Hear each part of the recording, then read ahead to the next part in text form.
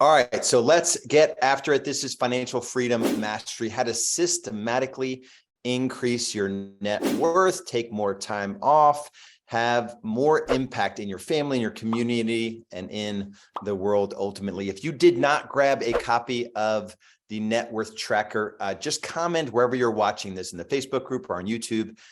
Comment financial freedom and we'll get you over a free copy. This is going to be a critical tool that feeds right into the training that we're going to do today. So the question, if you've tuned in for other free weekly trainings here, I always have a question to help you think about the topic that I'm going through. So for financial freedom mastery, am I consistently tracking and increasing my net worth?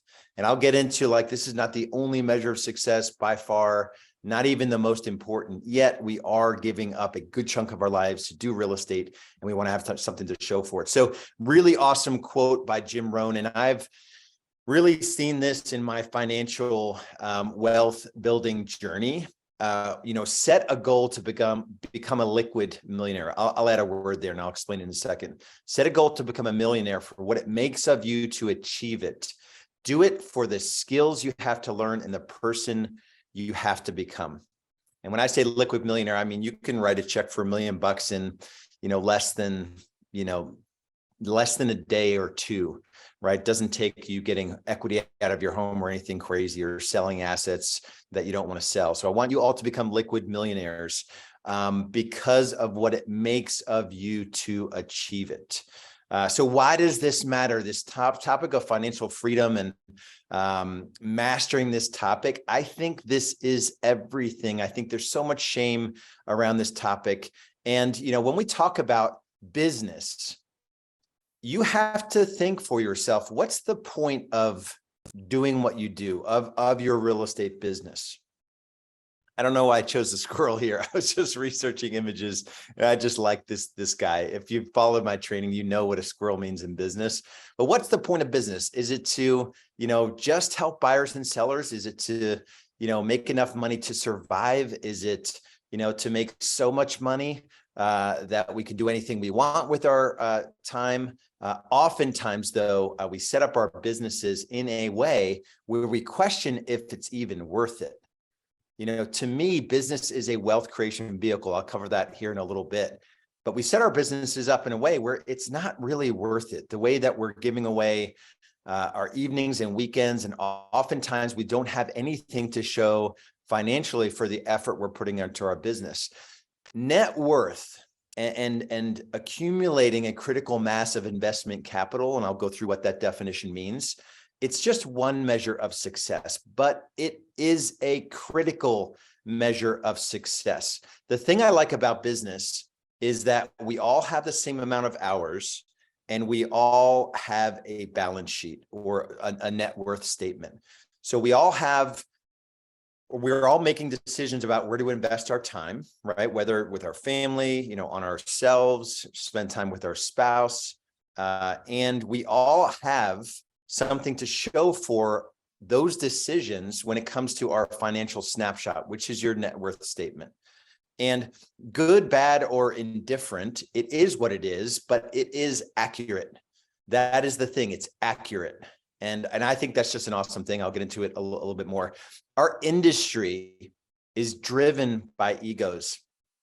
This is, the big hat, no cattle example, right? The real estate agent that is all about how many homes they sell, and nobody really knows that they're working 70, 80 hours a week. Their relationships are strained, their physical body is failing, and they don't have anything to show for it financially.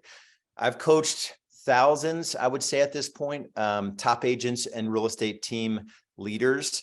I've spoken to over 1,000, just business growth strategy sessions. That's kind of how you enter our world at Real Estate B School. So I can accurately say that the norm is not financial freedom in our industry. I would say less than 10% of real estate agents have any level of financial freedom as defined in a way that we'll go through here in a second. And the crazy thing is, in our industry, nobody really talks about their finances. it's sort of this taboo, and maybe it's just a cultural thing. It's this taboo topic.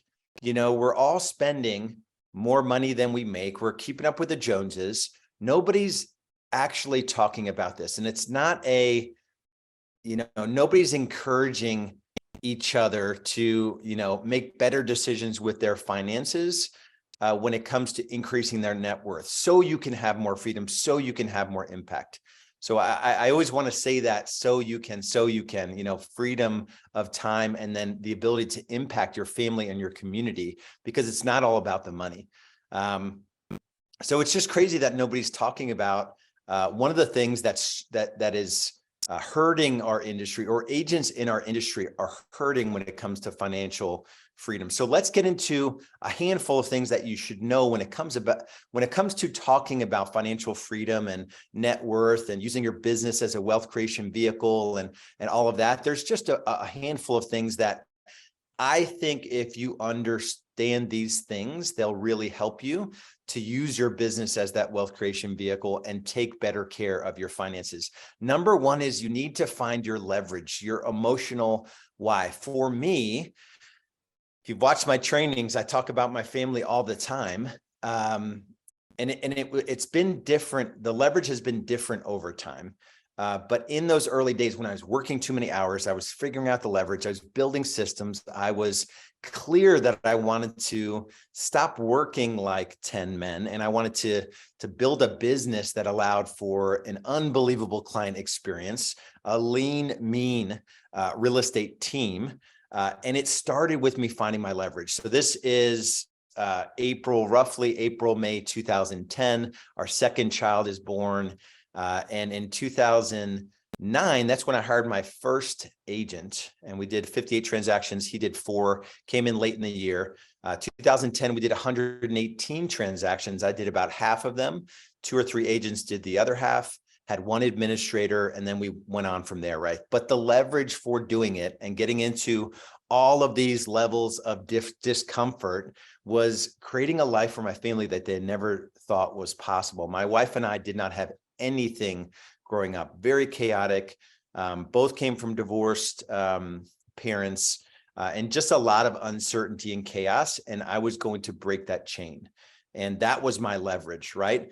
The second thing here in terms of what you should know is that we need to build our businesses in a way where they can actually serve as a wealth creation vehicle. So you've seen this, this sort of funnel, top of funnels lead gen, and then we have 5 points to get someone to a successful closing, where if we do all of this process right, they will be clients for life. They will bring us more new business. But when you think about building your business as a wealth creation vehicle, it does come down to these basic drivers and accelerators, right? This is the core of Real Estate B School. And you need to know the next right thing that you're working on in order to set your business up as more than just you pulling all the levers and doing all the things, right? You must work on your business. The third point here is that we have to take profit first. We have to run our businesses in a way where there's money left over at the end of the day. Most of the time, agents spend everything that they make. They don't account for taxes. They don't account for savings. They don't account for living an amazing lifestyle. And they're not taking profit first. And I'll dig into this a little bit more later. We have to track our progress, right? The giveaway this week was the net worth tracker. You've got to grab a copy. We train on this extensively inside Real Estate B School. We go much deeper on many of these things. You have to know, though, that if you're not tracking your financial snapshot, which is your balance sheet, which is your net worth statement, you're not going to be successful. And you can't have shame around this, right? Many agents and team leaders, and I know team leaders that are more in the hole than individual agents. So there's no, we're all in the same boat. It's a struggle, right? You can't have shame around this area of your life. You can't not dig into your finances just because the picture isn't good. You've got to draw a line in the sand, stop putting your head in the sand and get after it. And then consider getting a makeover, right? There's a great book. Real quick story. We did an offsite with our team, and we went through a process called the 7 F's. And it's just analyzing your life with respect to 7 F's. One of them was your finances.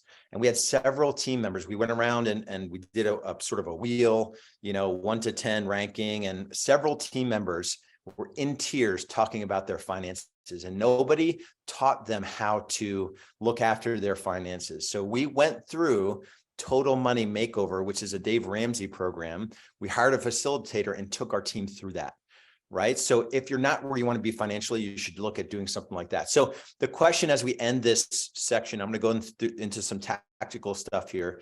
If you're being completely honest with yourself, what needs to happen right now to turn around this area of your life?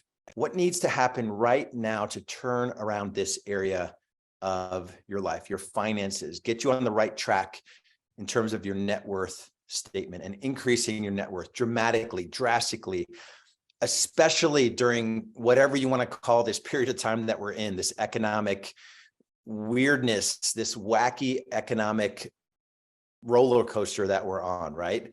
This is the time to add a 0 or 2 to your net worth. So let's talk tactically. How do you get there? If you're not where you want to be financially, or you haven't really put systems in place to master the finances, the financial area of your business or your life, let's start with a quote. This is the best quote. And I'll put this one in here, and you've heard it before if you've done these trainings. But becoming the type of person you want to become, someone who lives by a stronger standard when it comes to their finances, someone who believes in themselves when it comes to building a business that can fuel your financial picture, someone who can be counted on by the people that matter to them to create an amazing life that they never thought was possible, is about the daily process you follow and not the ultimate product you achieve. And this goes back to the Jim Rohn quote, right? It's not about having $10 million in net worth. It's about the process that you'll need to follow, the amount of people, buyers and sellers that you'll need to serve and impact, maybe a couple team members that you need to bring into your world and serve them at a higher level, and all of the growth and discomfort that you'll experience along the way. That is what we are after. So I think there's a handful of things that you'll need to tactically do to be able to take advantage of this training or do something with this, right? This is not something you consume and do nothing. We want you to take action. So number one is that habits will make or break you. This is by Mike Michalowicz, a book called Profit First, which I do think I run a very modified Profit First. I run a weekly version. He does twice a month, where essentially you decide how much profit your business throws off, and you sort of work out the expenses to accommodate for that, right? More often than not, agents just sort of put their head down, they hustle and they grind. And if they have money left over, great. And if they don't, like, whoops, right? So this book will explain it more, but profit is an event. It's not an event, it's a habit. So systematically putting away money for taxes, for your wealth account, for your profit account in your business, and then also being able to pay for expenses, that's a habit. It's not an event, right? So we need to schedule this, and we can't just hope it happens. Then the second thing I think you need to ask yourself is, what do you want? What is the end game? We've done other trainings on 3-year vision, 1-year plan, 90-day world and the business freedom planning process and all of that. But do you take time regularly to think about what you want your business to bring you? For me, it was clear. I wanted my business I wanted to run like a business, first of all. I wanted to not depend on me for everything. But then I wanted my business to serve as the vehicle that allowed me to have time and mental rack space, so not be so stressed, take a lot of vacation and time off, be there for my family, my wife and my kids, and be present at home. I wanted to amass a significant amount of investment capital. That was very, very clear to me. And what else? Sort of big picture. And I broke this down. So this was a 3, 5, and I think even had a 10-year vision back in 2009. Before I even started building the business, I was very clear on what I wanted, why I wanted to do it, and what I wanted it to look like. And if you're not clear about that, you don't really know what you're working toward every day.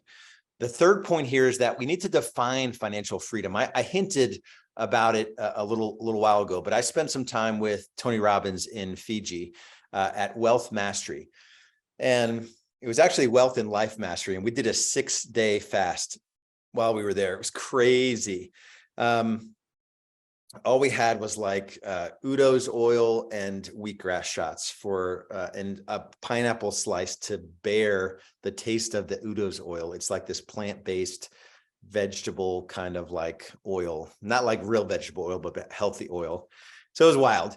And Tony defined financial freedom as spending less than you make, investing the difference until you get to a critical mass of investment capital where you can live off the interest. So quick example, let's say you could easily live off of $10,000 a month. At 5%, you would need to have 2.4 million in the bank. So if I had 2.4 million in the bank and it threw off 5% a year annual interest, that would be $120,000. That would be $10,000 a month. That's financial freedom defined. Now, there are other ways to get there. You know, I'm working on building a cloud-based brokerage, and that's significant residual income, highly leveraged. You can buy investment properties. I tried that path. It wasn't necessarily for me. It didn't feel like mailbox money. There's only so many ways that you can have money coming in and not necessarily do the thing that created that critical mass of investment capital, right? So we use our real estate businesses and spend less than we make. We invest the difference, and we get to a point where we can live off the interest of the investment capital. That is financial freedom defined. And there's all different, I didn't put in the 6 levels of financial freedom, but there's different levels of financial freedom. There's financial protection, where you have 6 months of living and business expensive in a secure, like super protected account. There's having that amount of money, you know, initially, you know, so maybe 5,000 a month, having 1.2 million saved, throwing off 5,000 for your base living expenses. And then it kind of goes up from there. Might be a separate training. We teach that process inside of Real Estate B School. But for now, you just need to understand that your goal is to set up your business in a way where you are building net worth so that ultimately you can live off the interest income. Number 4, you've got to know the score. This is straight up. This is not your credit score. This, even though that little page behind there is showing credit score, this is your net worth statement. And so that, make sure you grab and use that giveaway. 5 is that you need to schedule this. You know, profit is not a habit. It's an event. Net worth is not going to just happen. It's something that you need to track on a weekly basis, in my opinion. I do it weekly still. I do it weekly. Monday morning, before my day gets started, I have, what do I even call the time block? It's in my calendar, where it's the first thing. And it just becomes a habit that I'm just going to look at my finances. I do a weekly cash flow for my multiple businesses. I look at my net worth statement weekly. And then I move money around to the different accounts, to my tax account, to my wealth building account, to my lifestyle account. I'm just making decisions on a weekly basis. So that's critically important. For some of you, it's going to be building out a time block, a 60 or 90-minute time block, to figure out how to track your net worth and use the template provided, right? 6, and this is important, is to stay focused. You know, it's so easy, not even in real estate. In real estate, for sure, we're just throwing all of these distractions, all of these squirrels, all of these things that can take us off our game.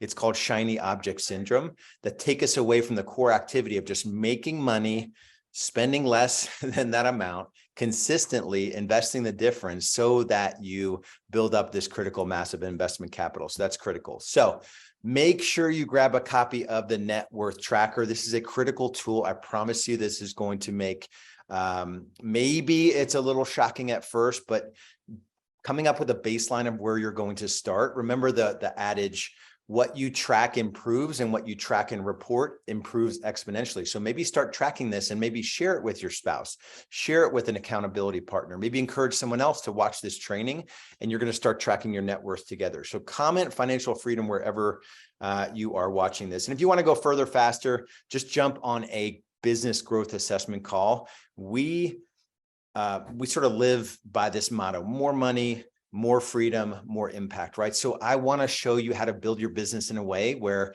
you can work less hours, make 2, 3, 4, 5, 10 times more income, and do it in a way where you don't have to grind out, 50, 60, 70, 80 hours a week. Ultimately, I want you to have the impact in in your family, in your community, and even in the world. So grab a business growth assessment. Just go to REBS growth assessment. For those of you that know it's your time to come into our world, just go to REBS case study program. We've got a 6-month program for you to get started. We're going to teach you all of the foundational tools. You get access to everything we've ever built for a low investment level. And then you get to sort of build out the core pieces of your business, and you can scale to 500 to 1 million, 2 million, 3 million, and beyond. This is everything you will need to be able to do that. So go to rebscasestudyprogram.com and and let's just do the work, right? There's no easy button. There's no magical path, through the whatever, magical unicorn forest to get to financial independence. We've got to do the work, and I will see you, my friends, on our next training. Much love, much respect. We'll talk to you soon. Be good.